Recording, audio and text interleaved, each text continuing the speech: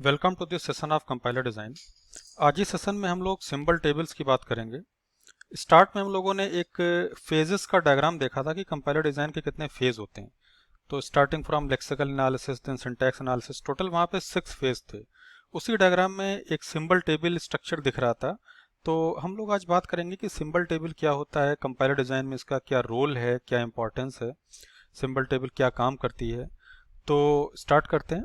Symbol table वास्तव में एक बुक कीपिंग का काम करती है, एक बुक कीपिंग एक्टिविटी, कंपाइलर की जो बुक कीपिंग एक्टिविटी होती है जहाँ पे सारे वेरिएबल्स और नेम्स का रिकॉर्ड मेंटेन करना है विद स्कोप इंफॉर्मेशन कि वो किस स्कोप के अंदर डिफाइन किए गए हैं, उनकी वैल्यू कहाँ से कहाँ तक परसिस्ट करती है, सारी चीज़ें।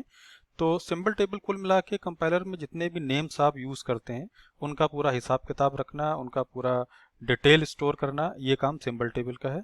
तो उसी डायग्राम पे आते हैं। सबसे पहले जो कंपाइलर डिज़ाइन का डायग्राम था, ये आपका जो बेसिक डायग्राम है कंपाइलर का, जहाँ पे आपको फेजेस दिख रहे हैं: lexical analysis, syntax analysis, semantic analysis, intermediate code generation, code optimisation and finally code generation, machine code generation. तो ये लेफ्ट में जो आपको मॉड्यूल दिख रहा है सिंबल टेबल, जो सारे फेजेस से एसोसिएटेड है। आज इसी के बारे में बात की जाएगी कि सिंबल टेबल वास्तव में क्या काम करती है और क्या स्टोर करती है, कैसे स्टोर करती है। तो इसके बारे में हम लोग बातचीत स्टार्ट करते हैं। तो सबसे पहले डिफाइन करते हैं कि सिंबल टेबल्स क्या हैं, व्हाट आर सिंबल टेबल्स। तो डेफिनेशन सिंपल है, जैसा कि अभी आपसे बात हुई कि जितने भी लैंग्वेज के कंस्ट्रक्ट्स हैं, अब कंस्ट्रक्ट में वेरिएबल भी हो सकता है, कंस्ट्रक्ट में लैंग्वेज के कंस्ट्रक्ट में फंक्शन भी आता है। तो जितने भी ऐसे यूज़र डिफाइंड नेम्स हैं जो हम यूज़ करते हैं अपने कंपाइलर में, अपने प्रोग्राम में, उनका पूरा रिकॉर्ड मेंटेन करना ये सिंबल टेबल का काम है। तो इसको पॉइंट वाइज पढ़ते हैं। What are symbol tables? Symbol tables are data structures that are used by compilers to hold information about source program construct. तो इस लाइन को समझिए, इस वर्ड को समझिए, source program construct. Source code आपका किसी भी लैंग्वेज का हो सकता है, उसमें डिफरेंट टाइप के कंस्ट्रक्ट हो सकते हैं। किसी में आप कुछ पैरामीटर पास करेंगे, एक्चुअल पैरामीटर पास करेंगे, फॉर्मल पैरामीटर पास करेंगे, फंक्शंस को डिफाइन करेंगे, फंक्शन के लिए पैरामीटर यूज़ करेंगे, फंक्शन का कुछ नाम रखेंगे, कुछ वेरिएबल का नाम रखेंगे। तो ये सारे के सारे कंस्ट्रक्ट हैं जो लैंग्वेज स्पेसिफिक कंस्ट्रक्ट होते हैं। इफ़ एल्स आप कहीं यूज़ करेंगे, कहीं केस स्विच यूज़ करेंगे। तो जितने भी नेम्स आप वहाँ यूज़ करते हैं, आप एक फंक्शन के अंदर दूसरे फंक्शन को कॉल कर लेते हैं, उसके बाद आप उनके अंदर वेरिएबल्स को डिफाइन करते हैं। आप ये भी आपको तय करना होता है कि उस वेरिएबल का स्कोप कहाँ तक रहेगा, कहाँ पे वो वेरिएबल विजिबल होगा, कहाँ पे वो विजिबल नहीं होगा। तो विद स्कोप इंफॉर्मेशन किसी भी वेरिएबल को स्टोर करना, उसका नाम स्टोर करना, उसके नाम के अगेंस्ट कौन कौन सी इंफॉर्मेशन आपने रखी ये स्टोर करना। तो ये सारा काम जितने भी यूज़र डिफाइंड नेम्स हैं और आपकी लैंग्वेज के जितने भी कंस्ट्रक्ट्स हैं उनके बारे में इंफॉर्मेशन स्टोर करना, ये काम है सिंबल टेबल का। So symbol tables are data structures that are used by compilers to hold information about source program construct. The information is collected incrementally by the analysis phase of a compiler and used by synthesis phase to generate the target code. Analysis और synthesis phase की बात हम लोगों ने start में की थी जब हम लोगों ने कंपाइलर डिज़ाइन को स्टार्ट किया था। एक बार फिर से उसको देखते हैं। एनालिसिस फेज क्या होता है, एनालिसिस पार्ट क्या होता है। तो कंपाइलर डिज़ाइन के फेजेस आपने देखें, lexical, syntax, semantic, intermediate code, ये सारे 6 फेज हैं। अब इसमें किस किस फेज को मिला के एनालिसिस पार्ट बनता है, उसको एक बार हम लोग देखें। एनालिसिस पार्ट क्या होता है? The analysis part breaks up the source program into constituent pieces and imposes a grammatical structure on them. It then uses this structure to create an intermediate representation of the source program. The analysis part also collects information about the source program and stores it in a data structure called a symbol table, which is passed along with the intermediate representation to synthesis part. It is also known as front end of the compiler. तो analysis part front end compiler का है, front compiler का front end कहा जाता है। अब आप देखिए इसमें कौन कौन से फेजेस आ रहे हैं। Analysis part breaks up the source code into constituent pieces and constituent pieces, pieces में ब्रेक करना। पहला काम ये करता है पीसेस में ब्रेक करना। तो हमारा जो लेक्सिकल एनालिसिस वाला फेज है इसका काम यही है कि जो कंपाइलर डिज़ाइन में, जो कंपाइलर में आप जो कैरेक्टर स्ट्रीम पास कर रहे हैं, जो सोर्स कोड पास कर रहे हैं, उसको पीसेस में ब्रेक करना, ये काम है लेक्सिकल एनालिसिस का। इसके बाद आगे कहा जा रहा है and imposes a grammatical structure on them. तो ग्रामेटिकल स्ट्रक्चर इम्पोज करने के लिए हमारे पास सिंटैक्स एनालिसिस फेज है जो ग्रामर चेक करता है। तो ये जो स्टार्ट के फेजेस आप देख रहे हैं ये वास्तव में एनालिसिस पार्ट बनाते हैं, ये मिलकर एनालिसिस पार्ट बनाते हैं up to intermediate representation. Up to intermediate code representation जो हमारा जो काम है उसको एनालिसिस पार्ट कहा जाता है। तो इस पूरे प्रोसेस में जो आप इंफॉर्मेशन यूजर से लेते हैं, आप देख रहे हैं कि आप सबसे पहले स्कैनर, जो आपका पहला फेज है लेक्सिकल एनालिसिस या स्कैनर, वो आपके सोर्स कोड को स्कैन करता है, उसको पीसेस में डिवाइड करता है। तो स्टार्ट के फेजेस में हम इंफॉर्मेशन इकट्ठा करते हैं, यूजर से जो प्रोग्राम यूजर इनपुट करा रहा है उससे इंफॉर्मेशन इकट्ठा करते हैं। तो सिंबल टेबल में फिर से उसकी डेफिनेशन पे आते हैं। सिंबल टेबल के डेफिनेशन में हम लोग देख रहे थे अभी, उसमें कहा जा रहा है information is collected incrementally by the analysis phase. Incrementally, जैसे जैसे आपका सिस्टम ग्रो करता जाएगा, जैसे जैसे आपने पहले लेक्सिकल फेज पे काम किया, फिर सिंटैक्स फेज पे काम कर रहे हैं, तो इंक्रीमेंटली वन बाय वन आप हर फेज से इंफॉर्मेशन गैदर करते हो। Information is collected incrementally by analysis phase of a compiler and used by synthesis phase. Synthesis phase वास्तव में कोड जनरेट करने का काम करता है। आप सिंथेसिस फेज को भी एक बार रिव्यू करिए। सिंथेसिस फेज वास्तव में क्या काम करता है, इस पे आते हैं। The synthesis part construct the desired target program from the intermediate representation and the information in the symbol table. The synthesis part is often called backend of the compiler. तो सिंथेसिस पार्ट को हम backend कहते हैं। जो part front में आ रहा है, जो यूजर से इंफॉर्मेशन को रीड कर रहा है, वो फ्रंट एंड है, दैट इज एनालिसिस पार्ट। और जो बैकएंड में काम कर रहा है, जो इंफॉर्मेशन सिंथेसिस फेज से ली गई है उसका यूज करता है, सिंबल टेबल की इंफॉर्मेशन का यूज करता है। तो जो आपका एनालिसिस फेज है ये स्टार्टिंग में आपकी सारी इंफॉर्मेशन को इकट्ठा करता है, कलेक्ट करता है और सिंबल टेबल का डेटा स्ट्रक्चर कंस्ट्रक्ट करता है, सिंबल टेबल जनरेट करता है और सिंबल टेबल में इंफॉर्मेशन स्टोर करता है।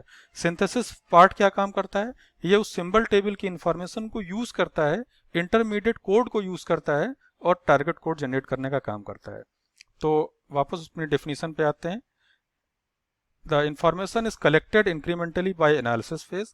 एनालिसिस फेज में हम सिंबल टेबल के लिए जो रिक्वायर्ड इंफॉर्मेशन है वो कलेक्ट करते हैं और सिंथेसिस फेज में हम उस इंफॉर्मेशन का यूज करते हैं एंड इंटरमीडिएट कोड का यूज करते हैं टू जनरेट टारगेट कोड को जनरेट करने के लिए। तो यहाँ पे हमने देखा कि सिंबल टेबल कौन कौन से फेजेस में सिंबल टेबल में एंट्रीज की जा सकती हैं, सिंबल टेबल को आप जनरेट कर सकते हैं और कौन से फेज सिंबल टेबल को यूज करके टारगेट कोड जनरेट करते हैं। आगे आते हैं अगले पॉइंट पे। थर्ड पॉइंट है entries in the symbol table contains information about an identifier such as its character string और लेक्सीम। लेक्सीम सिंपली कैरेक्टर का जो कॉम्बिनेशंस है जिसको हम अपने फाइनाइट ऑटोमेटा से चेक कराते हैं कि वो एक वैलिड कॉम्बिनेशन है कि नहीं, उसको लेक्सीम कहा गया। तो entries in the symbol table contains information about an identifier such as its character string, its type, its position in the storage and any other relevant information। तो सिंबल टेबल की entry में बेसिकली एक तरह से देखा जाए तो एक ऑर्डर्ड पेयर है। दो तरह की चीजें वहां पे आएंगी और दो तरह की चीजें कौन सी हैं, एक तो सिंबल टेबल उस एंट्री का नाम क्या है और उस एंट्री के बारे में इंफॉर्मेशन। तो entries in the symbol table contains information about an identifier. कोई भी आइडेंटिफायर है, चाहे वो किसी फंक्शन का नाम हो सकता है या वो किसी वेरिएबल का नाम हो सकता है, उस आइडेंटिफायर के बारे में इंफॉर्मेशन क्या हो सकती है, उस आइडेंटिफायर का नाम क्या है। आप नाम कैसे डिफाइन करेंगे, bye grouping the characters. Character का जो ग्रुप है वो आइडेंटिफायर का नाम हो गया। उसका टाइप क्या है, इट्स टाइप। अगर वो कोई वेरिएबल है तो उसका टाइप क्या है, इंटीजर है या फ्लोट है। Its position in the storage, storage में उनकी पोजीशन क्या है और बहुत सी information. Then a compiler uses symbol tables to keep track of scope and binding information about names। तो कंपाइलर सिंबल टेबल का यूज करता है इंफॉर्मेशन को बाइंड करने के लिए। इस लाइन को समझते हैं बाइंडिंग इंफॉर्मेशन अबाउट नेम्स। किसी भी नेम के साथ इंफॉर्मेशन को बाइंड करना। फॉर एग्जांपल आपने एक वेरिएबल a को डिफाइन किया, a इक्वल टू 2 लिखा आपने, तो वहां पे आप उस वेरिएबल के साथ उस इंफॉर्मेशन, उस वैल्यू को बाइंड करते हैं आप a इक्वल टू 2 जब करते हैं तो आप वैल्यू 2 को वेरिएबल a के साथ बाइंड करते हैं, तो वास्तव में वहाँ पे बाइंडिंग का काम कर रहे हैं। जितने बार भी आप उसको रीडिफाइन करने के लिए जाएंगे आप उस इंफॉर्मेशन को फिर से बाइंड करते हैं। आपने एक बार a इक्वल टू 2 किया तो अभी आपने a को वैल्यू 2 के साथ बाइंड कर दिया, फिर आप आगे किसी पॉइंट ऑफ टाइम पे आप a इक्वल टू 5 करते हैं तो आप इंफॉर्मेशन 5 को a के साथ बाइंड कर देते हैं। तो ये सारी बाइंडिंग इंफॉर्मेशन ये सिंबल टेबल मेंटेन करता है। The symbol table is searched every time a name is encountered in the source text। जब भी कोई नाम आपके सोर्स कोड में आता है तो सिंबल टेबल को चेक किया जाता है, सिंबल टेबल की एंट्री चेक की जाती है कि वो नेम वहाँ एग्जिस्ट करता है कि नहीं करता है।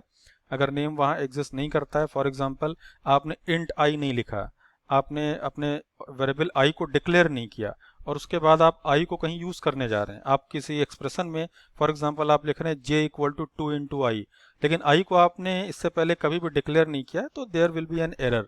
तो इस तरह से जब भी कोई वेरिएबल के नेम को रेफरेंस किया जाएगा, किसी वेरिएबल को आप सर्च यूज करने के लिए जाएंगे, तो हर बार जब किसी वेरिएबल का नाम एनकाउंटर होता है तो आप सिंबल टेबल में सर्च करते हैं फॉर दैट नेम कि वो नेम वहाँ एग्जिस्ट करता है कि नहीं करता है। अगर करता है तो उसके साथ जो रिलेटेड इन्फॉर्मेशन है वो क्या है। Changes to the table occur if a new name or a new information about an existing name is discovered. तो सिंबल टेबल को हम टाइम टू टाइम अपडेट करते रहते हैं, मॉडिफाई करते रहते हैं। जैसे आपका प्रोग्राम ग्रो करता है, आप प्रोग्राम को रीड करते हैं, आप नए नए वेरिएबल्स को रीड करते हैं, आप उसके बारे में इंफॉर्मेशन सिंबल टेबल में स्टोर करते हैं और जैसे ही कोई नया वेरिएबल आता है आप सिंबल टेबल को मॉडिफाई करते हैं। तो इस तरह से आप किसी वेरिएबल की वैल्यू को चेंज करना चाहते हैं, फॉर एग्जांपल आपने फर्स्ट टाइम जब इंट आई लिखा तो आई नाम की एक एंट्री सिंबल टेबल में क्रिएट हो गई, आपने आई इक्वल टू 2 किया, आई को वैल्यू को 2 से बाइंड कर दिया गया, फिर आगे कहीं जाके आप आई इक्वल टू 5 करते हैं तो आई की एंट्री वहाँ सिंबल टेबल में पहले से मौजूद है, लेकिन जब आप आई इक्वल टू 5 करते हैं तो उस इंफॉर्मेशन को मॉडिफाई किया जाता है, एंट्री को नहीं। एंट्री वहाँ पे पहले से है, आई नाम की एंट्री आपको क्रिएट नहीं करनी, आई नाम की एंट्री वहाँ पे पहले से है, केवल आपको उस इंफॉर्मेशन को मॉडिफाई करना है। अब पहले उसकी वैल्यू 2 थी, अब उसकी वैल्यू 5 हो। आगे चलते हैं सिंबल टेबल को क्या क्या काम करने चाहिए। What are capabilities of symbol table. Symbol table must be able to do, क्या करना चाहिए, बेसिक चीजें हैं जो सिंबल टेबल को करनी चाहिए। आप बिल्कुल एक लॉजिकली सोचें कि सिंबल टेबल एक डेटा स्ट्रक्चर है जो कंपाइलर में यूज किए गए प्रोग्राम में, आपके प्रोग्राम में यूज किए गए सारे वेरिएबल का रिकॉर्ड मेंटेन करता है, तो उसको क्या क्या करना चाहिए, तो इन्हीं सारे पॉइंट के थ्रू वो काम करता है। Symbol table must be able to determine whether a given name is in the table, कोई नाम सिंबल टेबल में है कि नहीं ये बताना, सर्च करना सिंबल टेबल को और रिजल्ट रिटर्न करना कि वो नाम उसमें है कि नहीं। दूसरा, to insert a new name to the symbol table, कोई नया नाम इंसर्ट करना, फर्स्ट टाइम कोई एंट्री क्रिएट की जा रही है तो वो ऐड करना, सिंबल टेबल को मॉडिफाई करना, कोई नई एंट्री ऐड करना। Third point, to access the information associated with a given name, किसी भी नेम के बारे में उसका टाइप क्या है और सारी चीज़ें इंफॉर्मेशन एक्सेस करना। तो सिंबल टेबल को हम क्रिएट करते हैं, इंफॉर्मेशन स्टोर करते हैं और फिर रिट्रीवल करते हैं इंफॉर्मेशन का।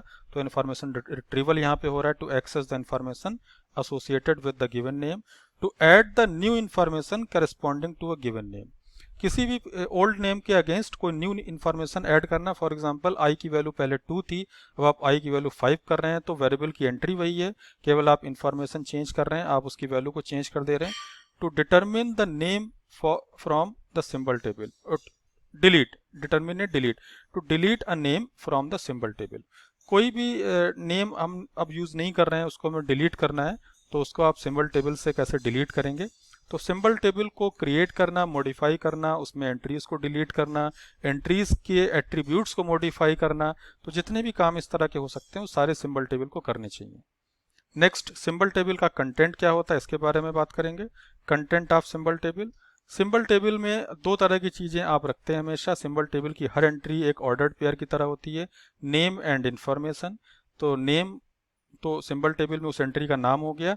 इंफॉर्मेशन में क्या क्या हो सकता है, string of characters denoting the name जिसको आप लेक्सीम कहते हैं, then different attributes of name, उसका टाइप क्या है, स्कोप क्या है, मेमोरी लोकेशन क्या है, उसकी वैल्यू क्या है, ये इन्फॉर्मेशन हो सकती है। पैरामीटर्स हो सकते हैं, किसी एरे की डायमेंशन हो सकती है, ये इन्फॉर्मेशन हो सकती है। ऑफसेट हो सकता है, ऑफसेट हमेशा स्टोरेज में उस रिस्पेक्टिव पोजीशन को बताता है कि किस पोजीशन पे आपका नेम एग्जिस्ट करता है, उसको कहाँ स्टोर किया गया है, ये कहलाता है उसका ऑफसेट। तो सिंबल टेबल का जो कंटेंट है, जो उसमें एंट्रीज होती हैं सिंबल टेबल की, वो इस तरह के ऑर्डर्ड पेयर के फॉर्मेट से होती हैं, नेम एंड इन्फॉर्मेशन। और इन्फॉर्मेशन ये कुछ पॉइंट्स हैं जो इन्फॉर्मेशन की तरह यूज़ किए जाते हैं अगेंस्ट एनी गिवन नेम। तो आज हम लोगों ने बेसिक चीज़ें देख ली सिंबल टेबल के बारे में कि सिंबल टेबल क्या होती है और उसको कैसे यूज़ किया जाता है। Thank you.